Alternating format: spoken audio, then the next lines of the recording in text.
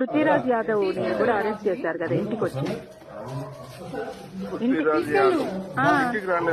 ఇంటికి పోయి నైట్ ఇంటికి పోయి అరెస్ట్ చేశారండి. పృథ్వీరాజ్ యాదవ్ ఇంటి దగ్గర పోలేదు, ఆయన ఇంటికి పోయింది తిరుపతి యాదవ్ దగ్గర పోయింది. తిరుపతి వాళ్ళనేమో ఓయూలో అరెస్ట్ చేసిండ్రు. పృథ్వీరాజు నేను చెప్తాను, మార్నింగ్ ఆయననే ఓయూ నల్లగుంట పోలీస్ స్టేషన్ కాడకు వచ్చి రోడ్డు మీద బడాయిస్తే అప్పుడు అరెస్ట్ చేశారు ఆయన. ఇంటికి పోయి అరెస్ట్ చేశారు సార్. మీరు అడగండి, ఆయన అరెస్ట్ చేయలేదా?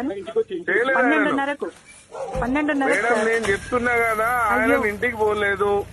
అయ్యో వ్యక్తి దగ్గరికి నేను కదమ్మా, మా టీమే కదా, ఆయన టీవీ ఛానళ్ళలో ఆయన చెప్పుకుంటున్నాడు అట్లా. పృథ్వీరాజ్ అనే వ్యక్తి టీవీ ఛానల్లో గొప్ప చెప్పుకుంటున్నాడు, నన్ను 12 గంటలకు అరెస్ట్ చేసిరని. అయ్యో ఎవరో కన్ఫ్యూజ్ అయింది అసలు. అమ్మా నేను చెప్పేది వినండి.